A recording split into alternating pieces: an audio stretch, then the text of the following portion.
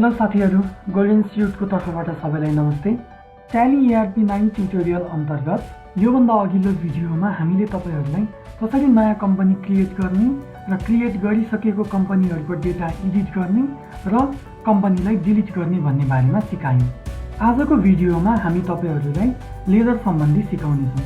कसरी नयाँ laser create गर्ने, क्रिएट गरेको लेजरमा यदि कुनै डाटा मिस्टेक भएको छ भने त्यसलाई कसरी एडिट गर्ने र क्रिएट गरिसकेको लेजरलाई कसरी डिलिट गर्ने भन्ने बारेमा सिकाउनेछौँ।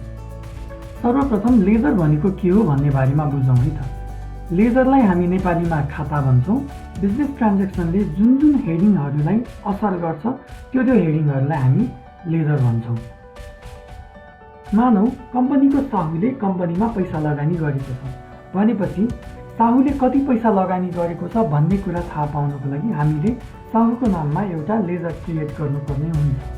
ट्याली अकाउन्टिङ सफ्टवेयरमा लेजर क्रिएट गर्नको लागि तपाईले आफ्नो कम्प्युटरमा ट्याली अकाउन्टिङ सफ्टवेयर ओपन गर्नुपर्नेछ।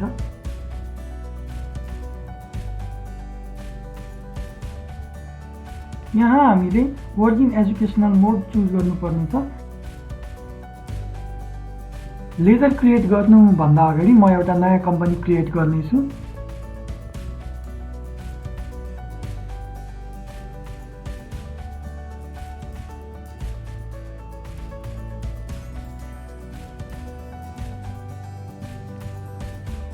गोल्डन इन्फोटेकको नामबाट हामीले कम्पनी क्रिएट गर्यौं। अब हामी लेजर क्रिएसनतर्फ जानेछौँ। नयाँ लेजर बनाउनको लागि हामीले मास्टरमा रहेको अकाउन्ट्स इन्फोमा इन्टर गर्नुपर्नेछ। त्यसपछि लेजरमा इन्टर गर्ने अनि क्रिएटमा इन्टर गर्ने। अब हामीले नेममा लेजरको नेम दिएर किबोर्डमा इन्टर प्रेस गर्ने। एलियास सेक्सनलाई ब्ल्याङ्क छोडे पनि हुन्छ। लेजर क्रिएट गर्दा सबैभन्दा इम्पोर्टेन्ट भनेको हामीले क्रिएट गरेको लेजर कुन ग्रुप अन्तर्गत पर्छ भन्ने कुरा हो। हामीले क्रिएट गर्न लागेको capital account ledger capital account अन्तर्गत नै पर्छ, त्यसैले अन्डरमा हामी क्यापिटल अकाउन्ट चुज गर्नेछौँ। अब बाँकी रहेको details as it is default छोडेर इन्टर गर्दै जाने। लास्टमा एक्सेप्टमा यस गरेपछि हाम्रो नयाँ लेजर क्रिएट हुन्छ। अब म एउटा ब्याङ्कको नाममा लेजर क्रिएट गर्न गइरहेको छु। ब्याङ्कको नाम SBI ब्याङ्क र अन्डरमा चाहिँ हामीले ब्याङ्क अकाउन्ट चुज गर्नुपर्नेछ। अकाउन्ट नम्बरमा हामीले कम्पनीको ब्याङ्कमा रहेको खाता नम्बर इन्ट्री गर्ने अनि ब्रान्चमा कुन ब्रान्चमा अकाउन्ट खोलिएको हो त्यो ब्रान्चको नाम इन्ट्री गर्ने।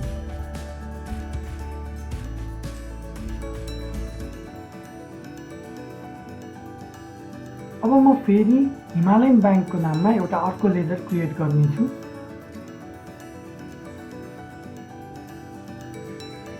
लेजर बनाइसकेपछि अब हामीले यो सेक्सनबाट ब्याक आउनको लागि किबोर्डमा एस्केप बटन प्रेस गर्नुपर्नेछ। लेजरहरू हेर्नको लागि हामी डिस्प्लेमा गएर हेर्न सक्छौँ। यहाँ देखिएको लिस्ट अफ लेजरबाट कुनै पनि लेजरमा हामीले इन्टर गर्यो भने उक्त लेजरको डिटेल्सहरू पनि हेर्न सकिन्छ। हामीले हिमालयन ब्याङ्कको लेजर क्रिएट गर्दा अन्डर सेक्सनमा बाई मिस्टेक क्यापिटल अकाउन्ट पर्न गएछ। यसमा ब्याङ्क अकाउन्ट हुनुपर्ने थियो। अब म तपाईहरुलाई क्रिएट गरेको लेजरको डेटा कसरी एडिट गर्ने भन्ने बारेमा सिकाउनेछु। त्यसको लागि किबोर्डमा एस्केप प्रेस गरेर हामी यो सेक्सनमा आउनेछौँ अनि यहाँबाट अल्टरमा गएर कुन चाहिँ लेजरलाई एडिट गर्नुपर्ने हो त्यो लेजरमा गएर हामी डेटाहरू एडिट गर्न सक्छौँ।